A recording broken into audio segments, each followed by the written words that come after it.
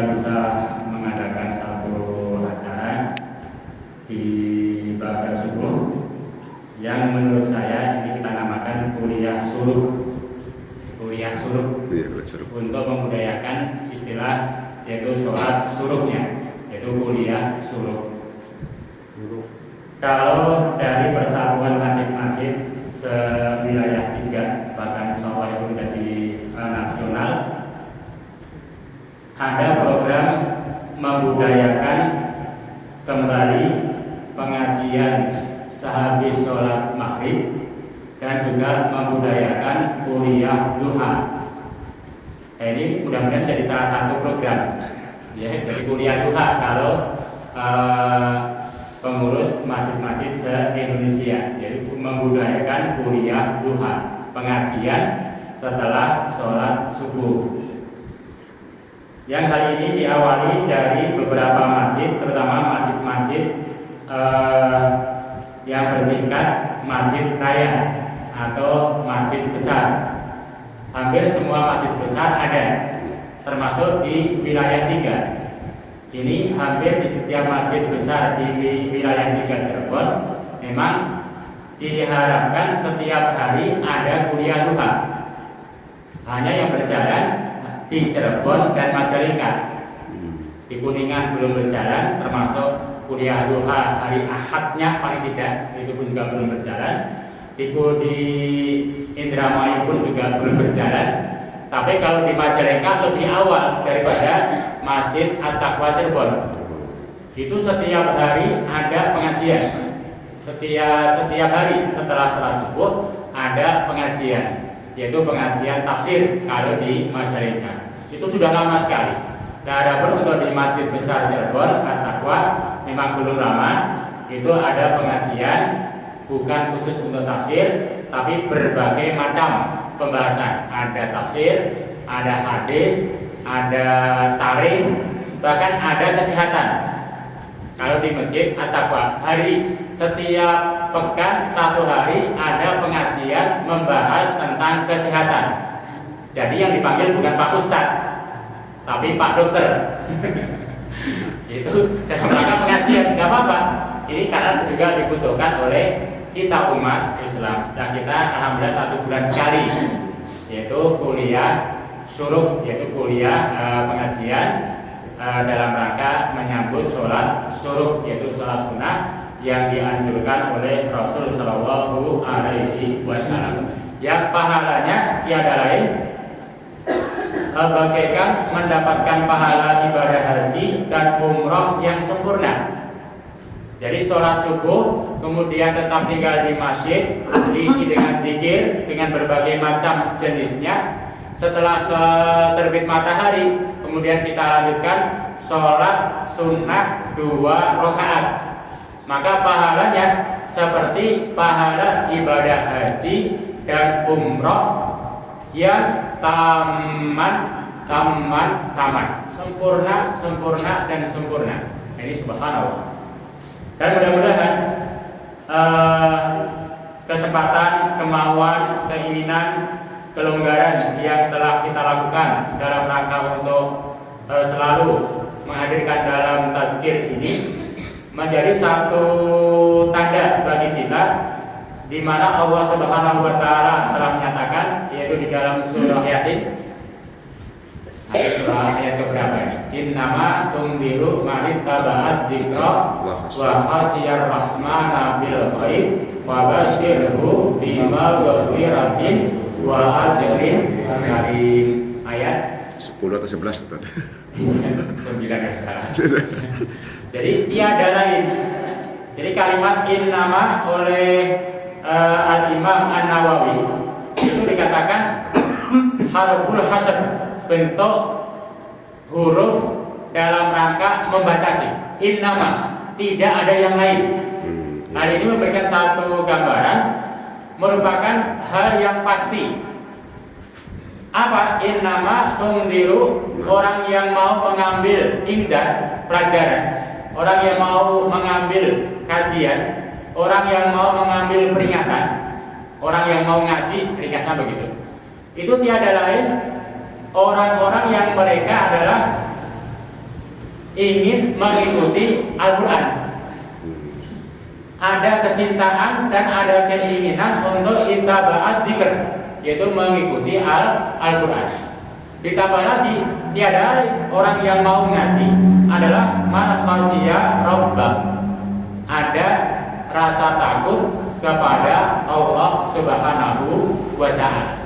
Sedangkan dalam hadis yang kemarin kita sampaikan, ketika seseorang ada rasa takut kepada Allah Ta'ala, ini akan ada manfaat di sisi Allah Subhanahu wa ta'ala. Sampai kayak orang sakit, dokter pun bingung, ini gak ada penyakitnya ini. Kenapa kok dirasakan seperti orang sakit? Karena ada rasa takut kepada Allah Subhanahu wa ta'ala. Nah, ini mudah-mudahan sebagai tanda alamat bagi kita bahwa kita termasuk orang-orang yang cinta Al-Quran dan ingin mengikuti Al-Quran. Dan ada satu tanda pada diri kita, ada rasa takut kepada Allah Subhanahu wa ta'ala. Bahkan bagi mereka, fabasyirhu, Allah nyatakan, berilah kabar gembira kepadanya. Kabar gembiranya apa? Bimaghfirah, yaitu ampunan. Allah akan melimpahkan ampunan kepada mereka, wa ajrin karim, dan pahala yang agung, pahala yang melimpah. Apa pahalanya? Allah yang Maha tahu. Di antaranya hadis yang dahulu telah kita sampaikan, man ta'allama baban minal ilmi yantafa'u bihi fi akhiratihi wa dunyahu. Barang siapa yang dia duduk dalam majelis mengkaji satu bab, satu ilmu yang bisa bermanfaat untuk dunia dan akhiratnya, itu a'tallahu khairan lahu. Allah akan berikan kepadanya sesuatu yang lebih baik untuk dia dibandingkan apa? Sab'atu alafin sanatin, dibandingkan 7.000 tahun yang diisi dengan sholat di malam harinya dan puasa di siang harinya. Ini salah satu yang Rasul kabarkan. Tapi yang jelas, fabasyirhu bimaghfiratin wa ajrin karim. Ini mudah-mudahan kita mendapatkan alamat itu dan mendapatkan apa yang telah dijanjikan Allah Subhanahu wa ta'ala. Nah, adapun untuk kajian kita pada hari ini akan kita sampaikan yaitu hadis yang ke 8 atau 9. Yang ke-8. 8. Hadis yang ke-8. Al-hadis al-thamin, yaitu hadis yang ke-8. An Ali ibn Abi Thalib karamallahu wajhah, dari Ali bin Abi Thalib, semoga Allah memuliakan kepada beliau, qala, dia berkata. Ibu siapa yang berkata? Ali bin Abi Thalib. Qala Rasulullah sallallahu alaihi wasallam, telah bersabda yaitu Rasul sallallahu alaihi wasallam, ya jalisu ala kulli babin minal masjid yaumal jumu'ati, duduk di setiap pintu dari masjid pada hari Jumat.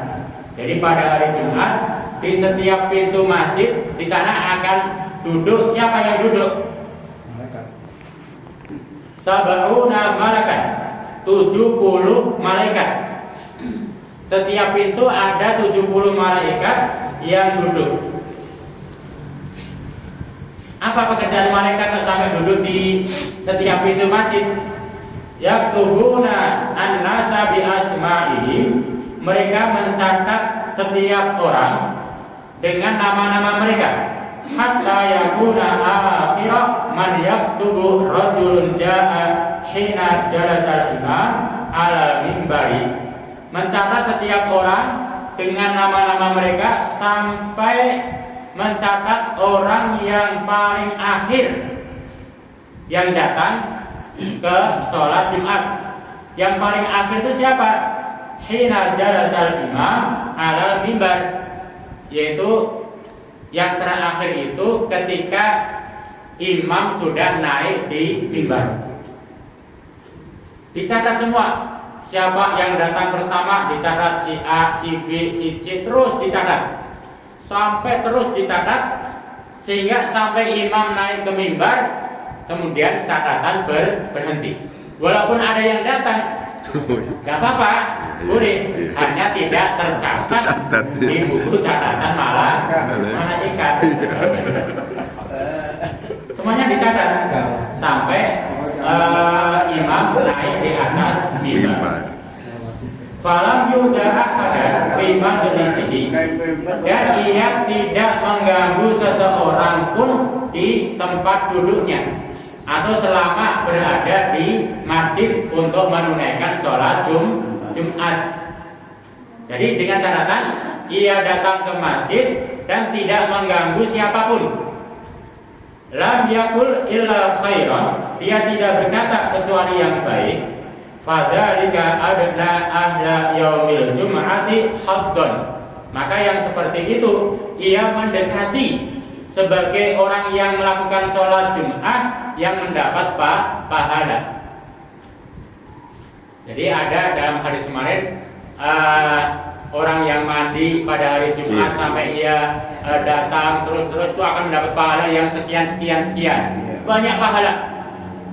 Nah di sini diterangkan oleh Rasul ada sedikit rincian orang yang akan mendapatkan pahala ketika melaksanakan sholat Jumat, yaitu yang mereka sholat Jumat selama di masjid, satu, tidak mengganggu orang lain. Datang ke masjid tapi ribut, punten nggak? Ini mengganggu. Nanti dikhawatirkan la adna, itu khawatir tidak mendapatkan keutamaan atau pahala sholat Jumat. Maka satu, tidak mengganggu, yang kedua tidak berkata kecuali yang baik. Nanti diterangkan sebagian oleh para ulama, tidak mengganggu itu artinya apa? Di antaranya adalah tidak memisahkan antara dua orang yang duduk. Contohnya apa? Misalkan datang ke masjid sholat Jumat, kemudian di shaf sudah ada yang duduk, singkirin, mikir dengan agak, itu mengganggu itu bisa mengurangi, bahkan bisa melenyapkan nilai pahala dari sholat Jumat. Salaman boleh, tapi yang dimaksud mengganggu yaitu memisahkan antara dua orang agar dia bisa lewat. Itu termasuk mengganggu. Maka hal ini memberikan satu pelajaran bagi siapapun yang dia sudah datang ke masjid untuk sholat Jumat, itu dianjurkan adna minal imam atau ilal imam, segera ambil tempat duduk yang dekat dengan imam. Itu sunnahnya, dianjurkan bagi yang datang sholat Jumat. Tapi karena kurang pengetahuan, datang sholat Jumat di shop terakhir depan pintu lagi, datang terpaksa bisa mengganggu. Maka siapa yang datang lebih awal itu adna ilal imam, segera ambil tempat duduk dekat dengan mimbar, dengan imam.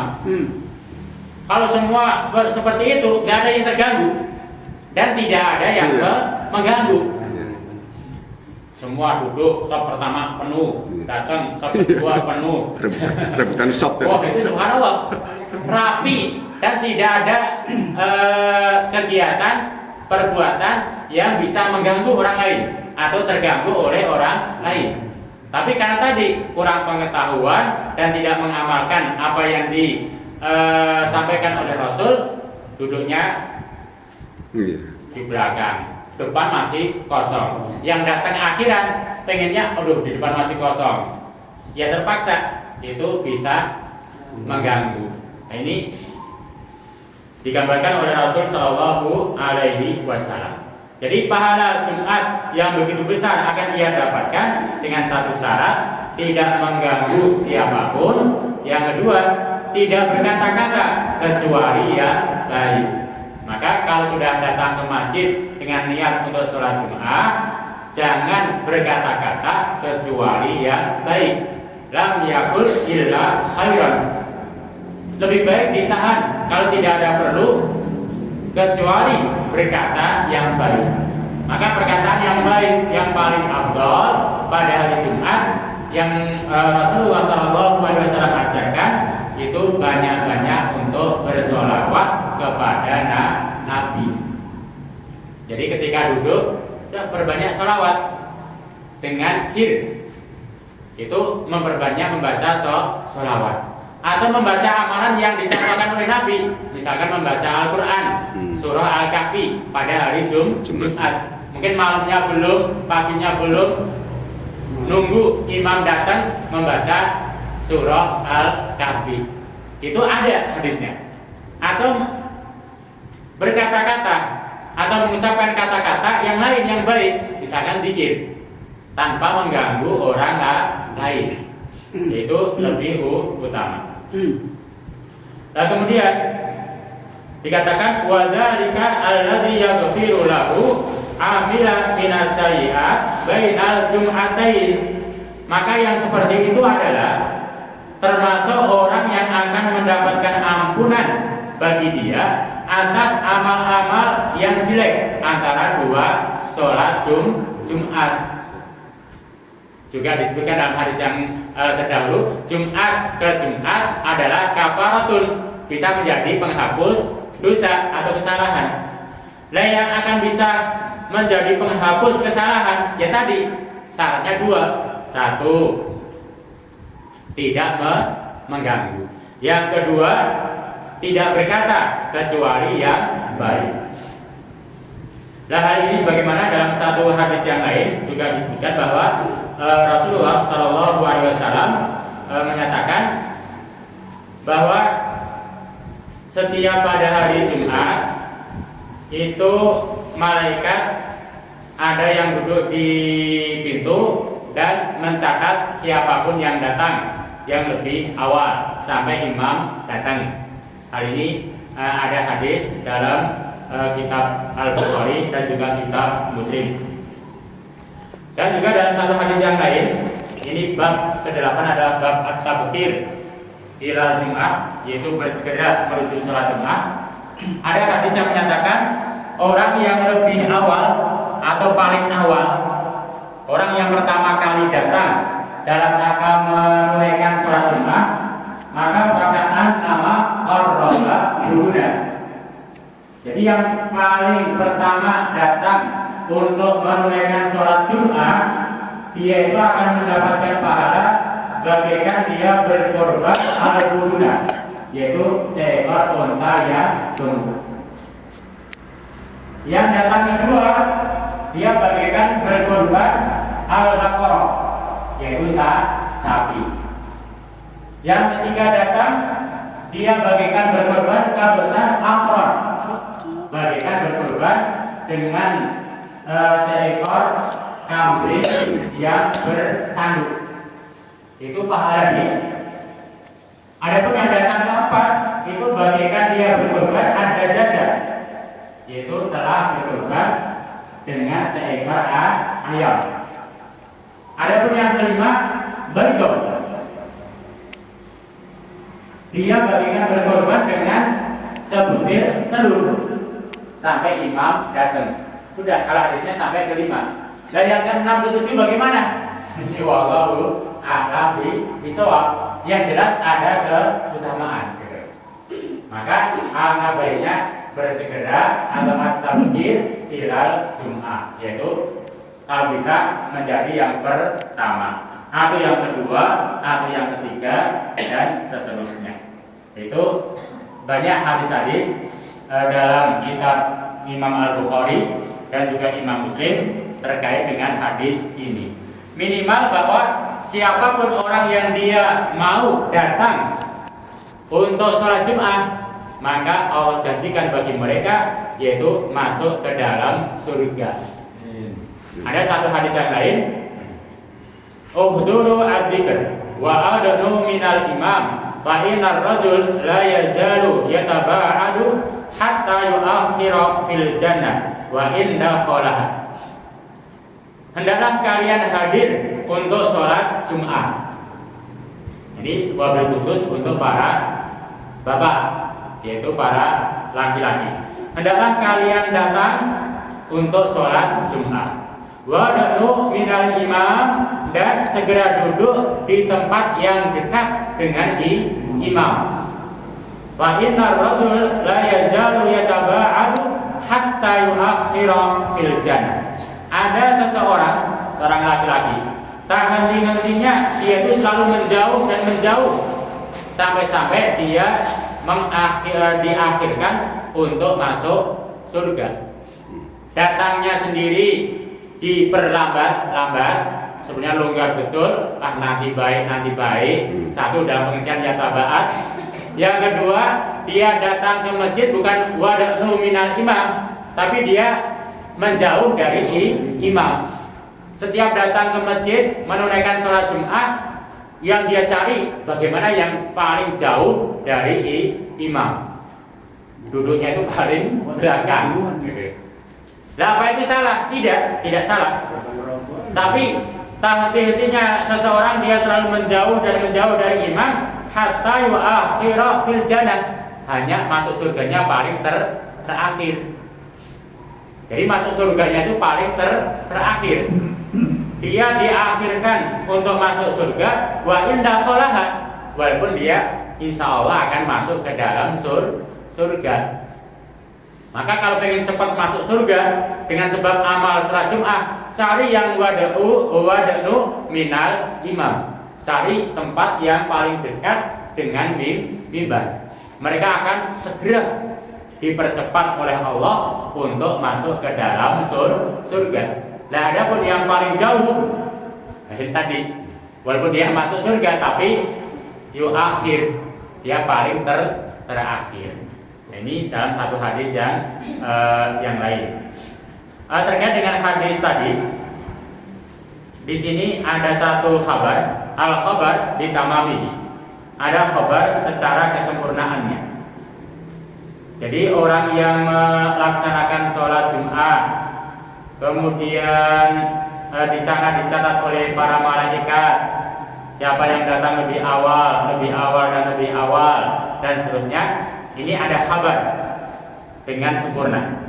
Kama qala ta'ala, sebagaimana Allah telah berfirman.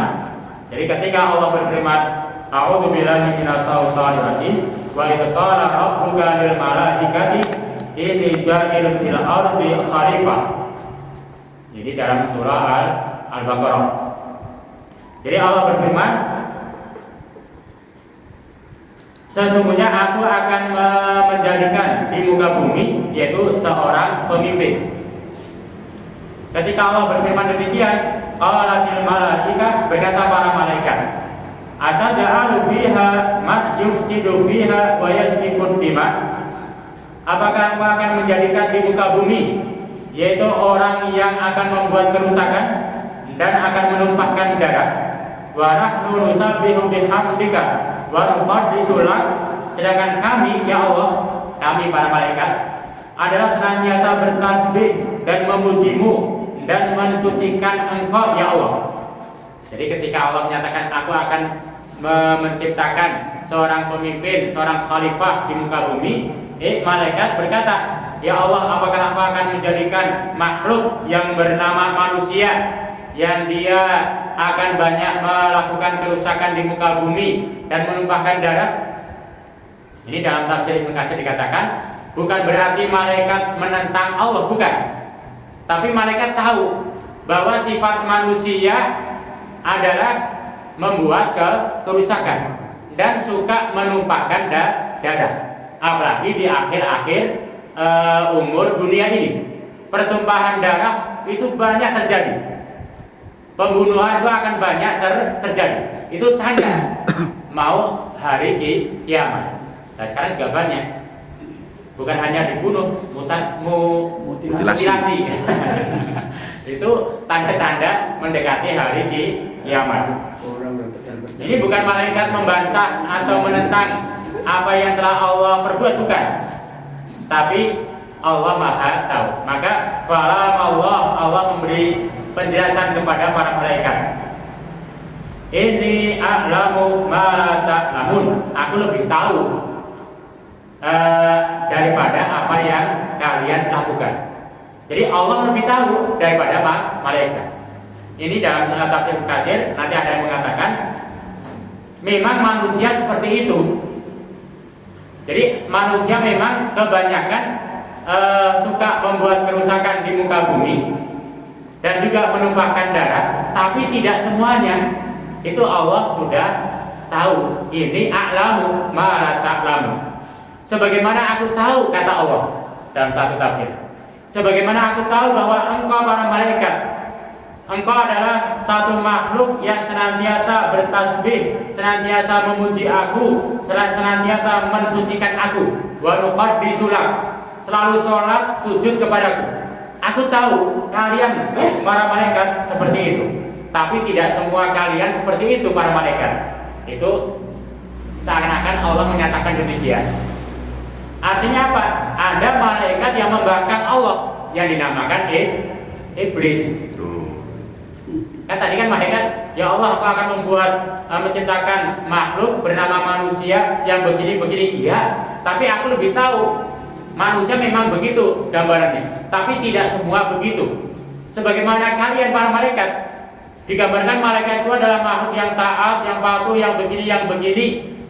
Tapi tidak semua malaikat seperti itu. Ada yang membangkang, namanya iblis. Jadi iblis itu dari golongan malaikat yang ketika Allah suruh untuk sujud kepada Adam itu membangkang, maka dilaknat oleh Allah Subhanahu wa ta'ala.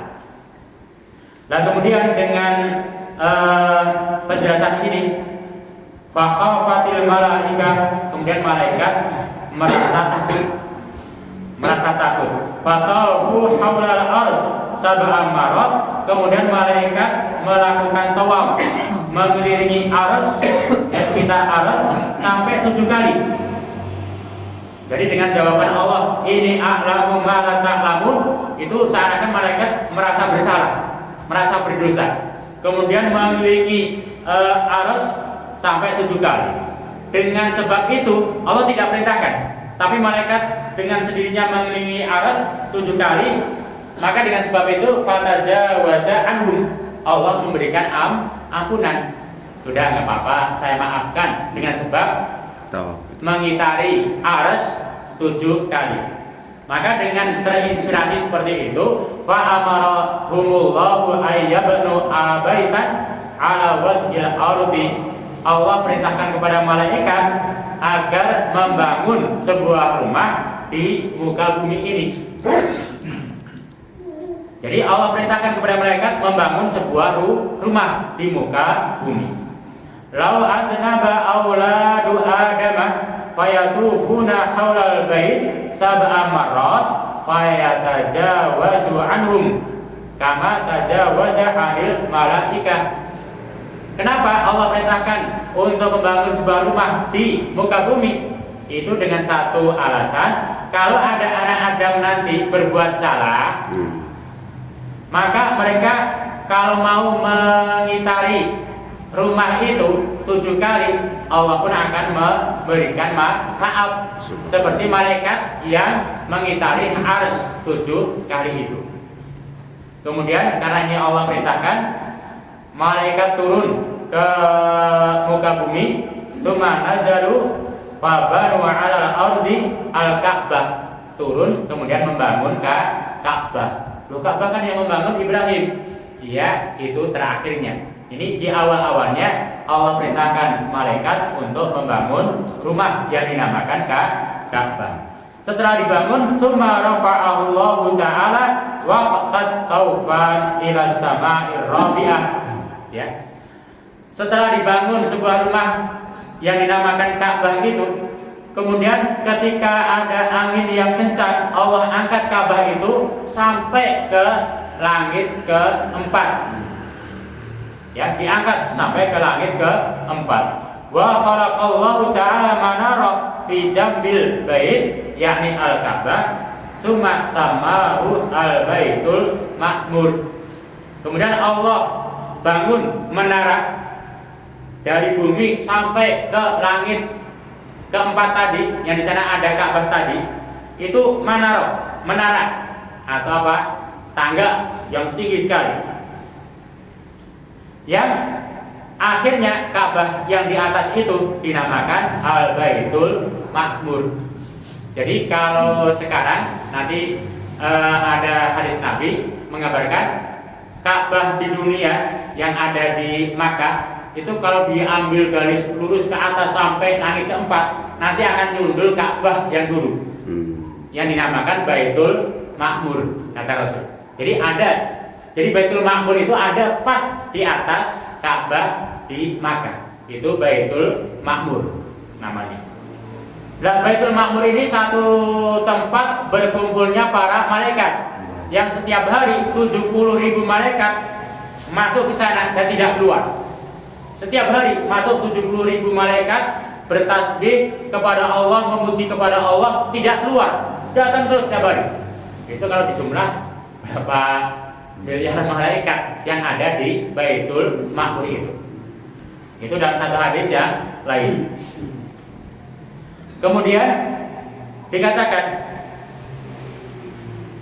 wa tulul manarah, adapun panjangnya menara itu khamsu mi'ah amin, sepanjang 500 tahun perjalanan.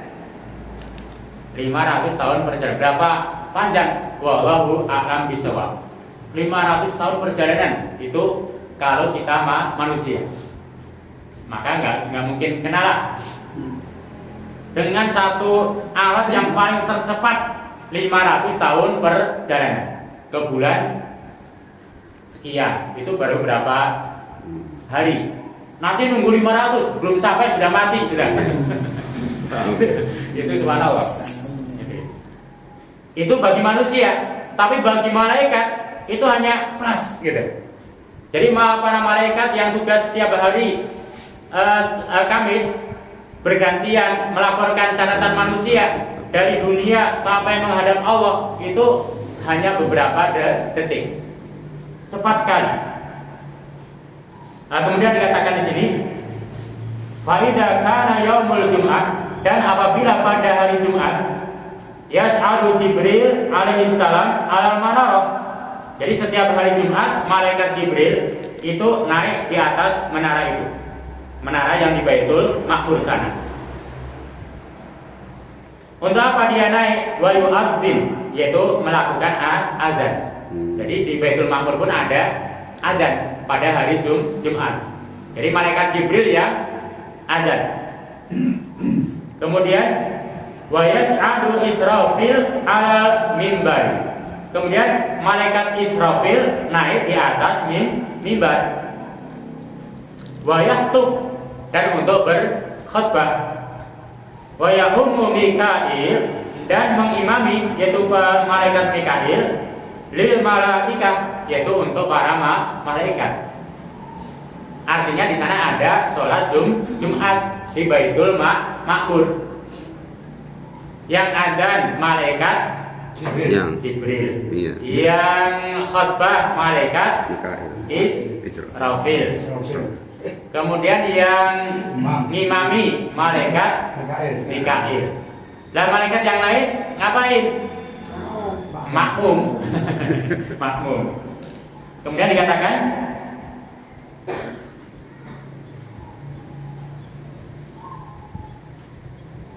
Faidah farabu, ketika mereka telah selesai dari sholat minas sholat, dari sholat Jumat, fayaqulu Jibril, berkata malaikat Jibril, ma hasala li minas thawab la li ajlil adan.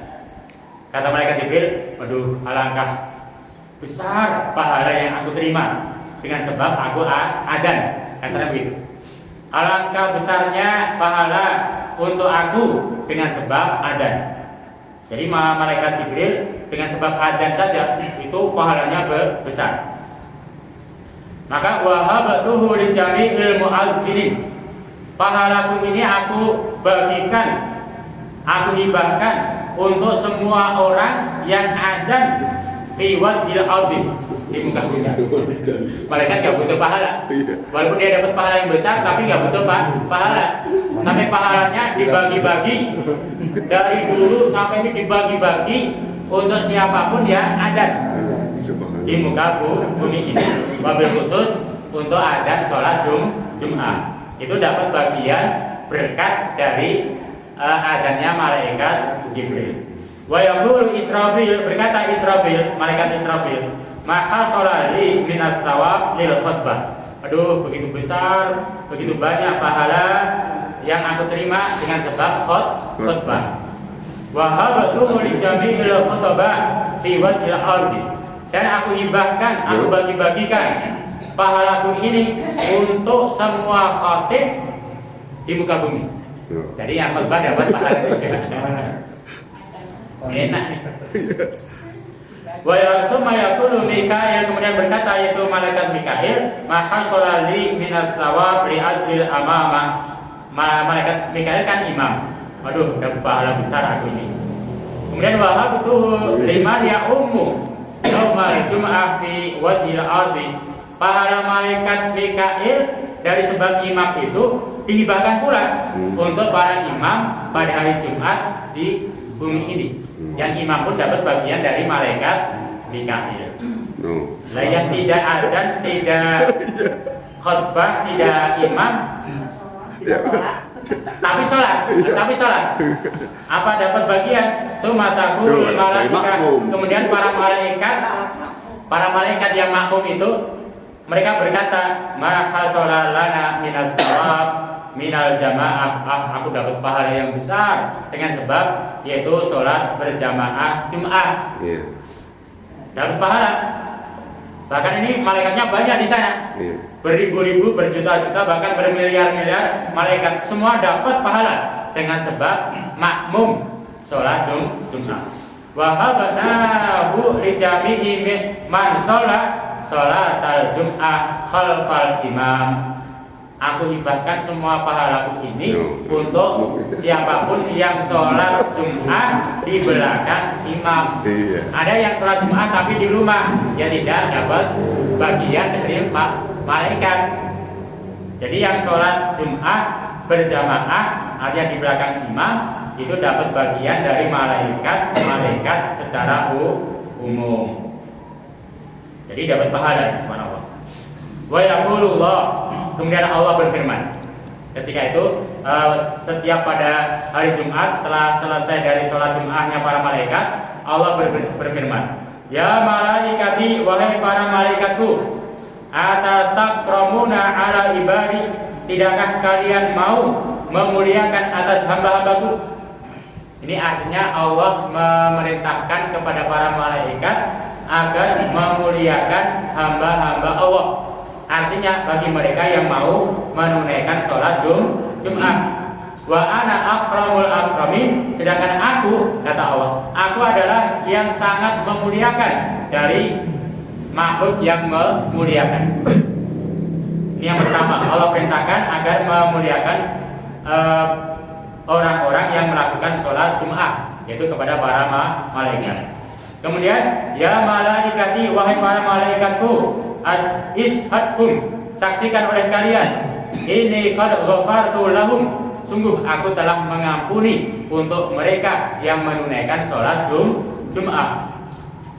Wa hadza kulluhu mahsusun fi hadhil ummah wa la nasibu min hadza sa'iril ummah al-madiyah. Ini merupakan kekhususan untuk umat Rasulullah Muhammad sallallahu alaihi wasallam. Sedangkan untuk umat-umat terdahulu tidak seperti itu. Ini sungguh beruntung kita menjadi umat Rasulullah Muhammad sallallahu alaihi wasallam. Bagi kita yang mau menunaikan sholat Jumat, itu dapat keutamaan.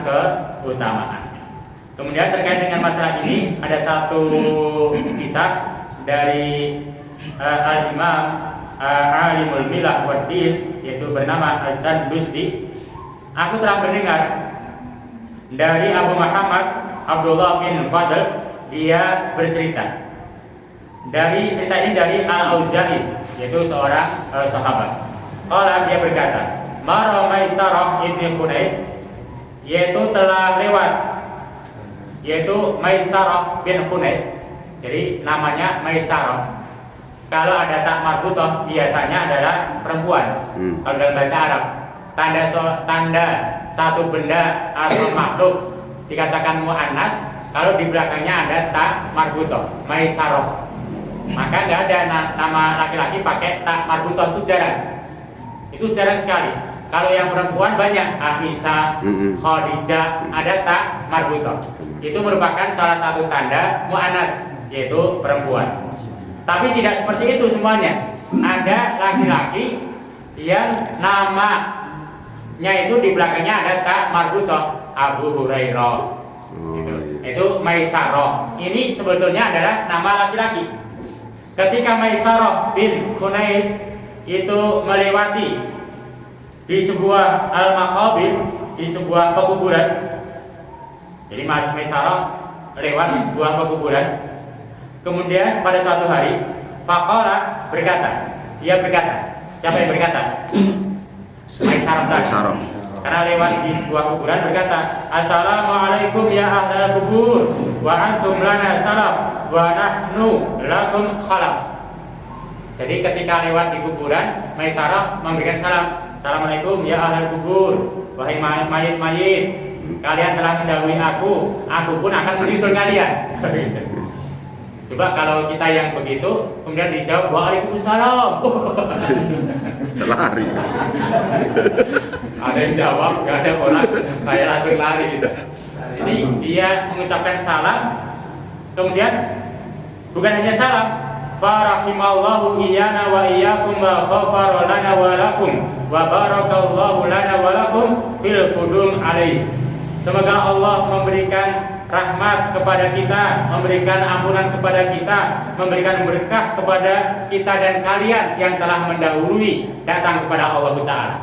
Artinya ini satu sunnah, memang dianjurkan ketika melintas di kuburan, masuk atau di luar, maka mengucapkan salam. Itu disunahkan. Assalamualaikum ya ahlal kubur. Itu ya, ini disunahkan. Kalau perlu mendoakan, boleh. Mudah-mudahan Allah memberikan rahmat kepada kalian, kepada saya dan kalian. Allah mengampuni saya dan kalian. Allah memberikan berkah kepada saya dan kalian yang kalian telah mendahului. Nah, ketika Maisaroh mengucapkan kata-kata ini di sekitar kuburan, kemudian ada yang menjawab. Tapi ini dikatakan faqala faradallahu ar-ruh ila jasadi rajulun minhum. Kemudian Allah menyatukan ruh kepada salah seorang di jasadnya. Jadi dari sekian banyak ahli kubur, Allah langsung kirimkan ruhnya ada di jasadnya. Fa'ajabahu, kemudian menjawab. Jadi ada mayit yang menjawab. Bilisanin fasyih, dengan ucapan yang sangat jelas sekali. Menjawab, tuba lakum ya ahlad dunya. Wah, sungguh beruntung engkau wahai ahli dunia, tahajjuna fi kulli syahrin arba'a marrat. Kalian telah menunaikan ibadah haji setiap bulan 4 kali. Artinya dijawab dengan salam dulu, kemudian ada kata-kata fatuba ya ahlad dunia. Sungguh beruntung engkau ahli dunia yang masih hidup. Engkau telah menunaikan ibadah haji 4 kali dalam 1 bulan. Faqala, kemudian ada dialog. Berkata Maisaroh kepada si mayit yang hidup tadi, tapi nggak kelihatan, hanya ada suara, tapi tidak bisa dilihat. Aina nahaju fi kulli syahrin arba'a marat yarhamukallah. Loh, wahai hamba yang dirahmati Allah, kami melakukan ibadah haji 4 kali 1 bulan. Yang mana? Itu kata Maisaroh. Yang mana? Saya nggak pernah merasa melakukan ibadah haji, apalagi jangankan setahun sekali, seumur hidup sekali, nggak ada biaya. Ini kok kau katakan aku ibadah haji 4 kali dalam 1 bulan, yang mana? Qala, dijawab al-jum'ah, yaitu sholat Jum'ah. Tsumma qala amma ta'lamuna annaha hajjatun mabruratun maqbulatun. Ketahuilah oleh engkau wahai ahli dunia bahwa sholat Jum'ah itu merupakan ibadah haji yang mabrur, yang diterima oleh Allah Subhanahu wa ta'ala. Artinya menggambarkan sholat Jum'ah itu pahalanya seperti pahala ibadah haji. Subhanallah ini. Kemudian si Maisarah dia berkata, qala akhbarna ma nudawimu alaihi yarhamukallah. Wahai hamba Allah yang dirahmati Allah, kabarkan kepada saya amalan apa yang perlu saya langgengkan ketika datang pada hari Jumat. Ini ada satu kisah ini. Ada amalan apa yang perlu saya langgengkan pada hari Jumat, apalagi ketika datang ke masjid untuk menunaikan sholat Jumat. Allah dia berkata, al istighfar ya ahlat dunya anfa'al asya fil akhirah. Perbanyak istighfar wahai ahli dunia pada hari Jumat. Perbanyak istighfar. Insya Allah bermanfaat nanti di akhirat. Maka tadi supaya kita tidak berkata-kata kecuali yang baik, satu, sholawat. Yang kedua, banyak istighfar. Jadi ketika nunggu imam, lebih baik banyak beristighfar. Astaghfirullah, astaghfirullah. Itu lebih utama.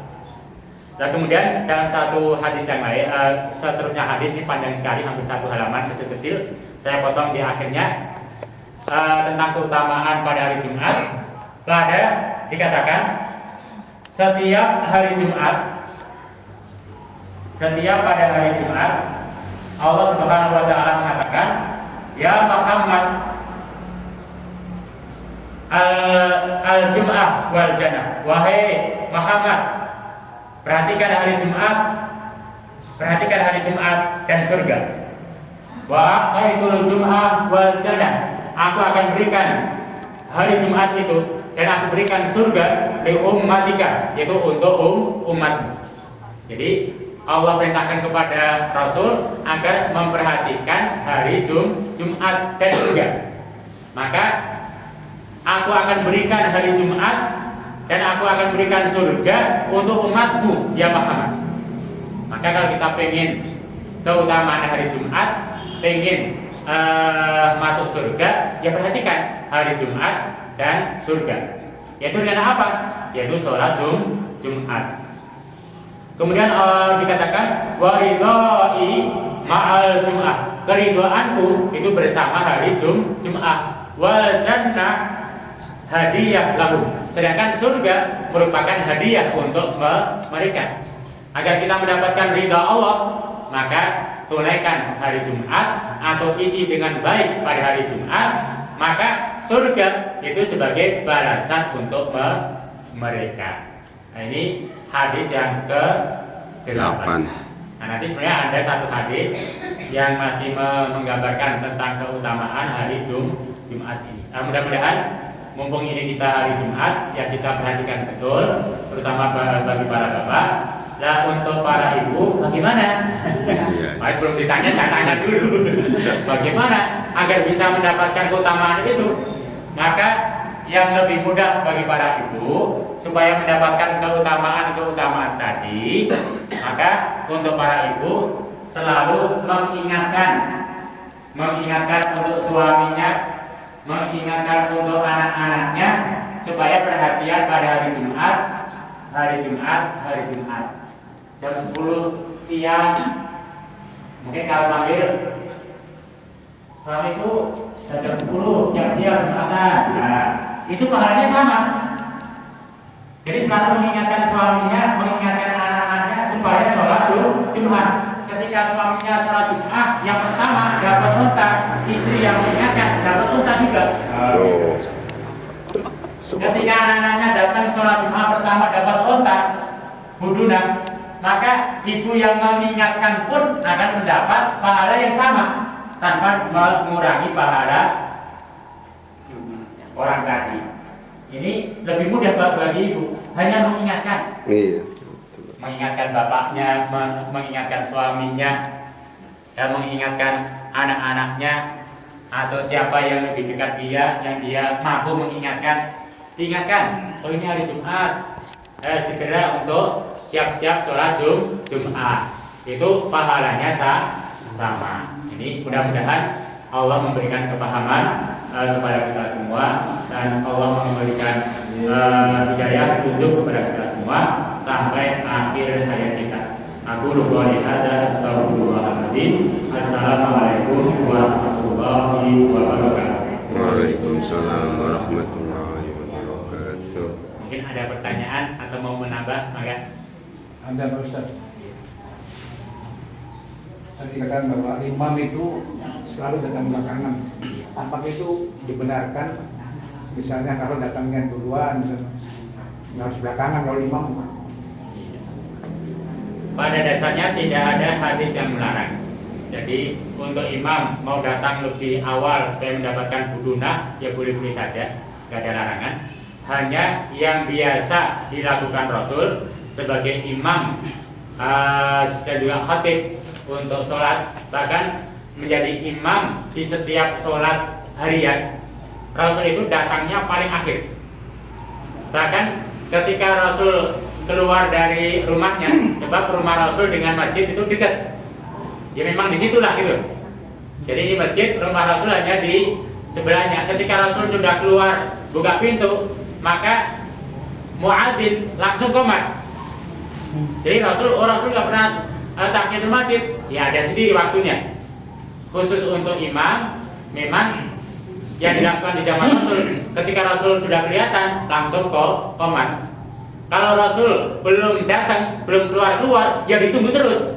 Sebab sudah diangkat menjadi imam rawatib. Sampai datang terus ditunggu. Kapan datangnya? Sabar para sahabat menunggu Rasul.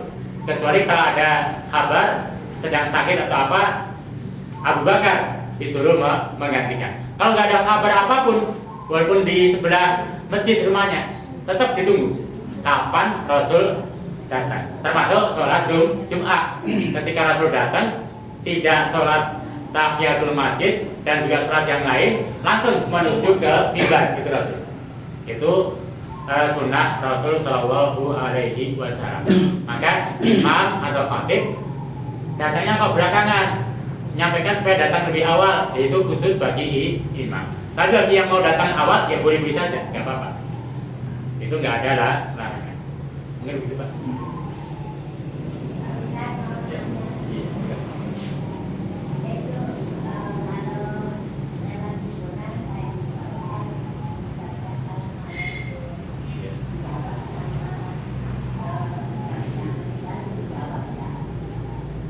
Kita pada dasarnya tidak membutuhkan jawaban atau tidak, tapi yang jelas dianjurkan kalau lewat di kuburan di sebelahnya, apalagi kalau masuk, maka dianjurkan mengucapkan salam, assalamualaikum ya ahlal kubur. Dan kalau yang paling mudah, assalamualaikum, sudah.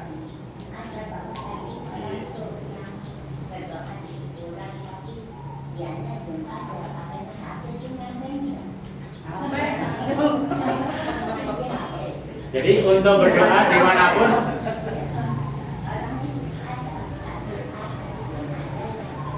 jadi nyetel musik box diisi dengan doa. Yang lebih baik adalah berdoa secara langsung. Jadi kalau tahu berdoa tidak perlu di kuburan, tapi ketika ada di kuburan boleh berdoa, tapi tidak perlu mengkhususkan saya mau berdoa kepada Allah ke kuburan aja lah, nggak perlu. Tapi ketika ada di kuburan berdoa boleh. Maka yang lebih utama ketika kita berdoa ya di masjid, itu lebih utama. Maka kalau kita memberikan salam pun nggak usah nunggu mana yang jawab, nggak ada yang jawab ya. Assalamualaikum. Nggak usah nyari jawab, nggak usah. Kalau ada yang jawab ya silakan. Kalau nggak ada yang jawab nggak apa-apa, sudah. Nanti kalau ada yang jawab betulan malah takut. Ini tunggu ya. Cukup insya Allah. Jadi saya assalamualaikum warahmatullahi wabarakatuh.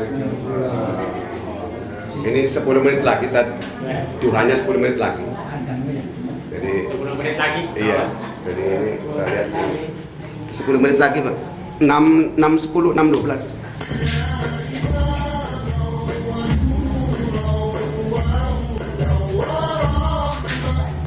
Bismillahirrahmanirrahim. Assalamualaikum warahmatullahi wabarakatuh. Alhamdulillahirabbil alamin wa bihi nasta'inu ala umuri dunya wad din.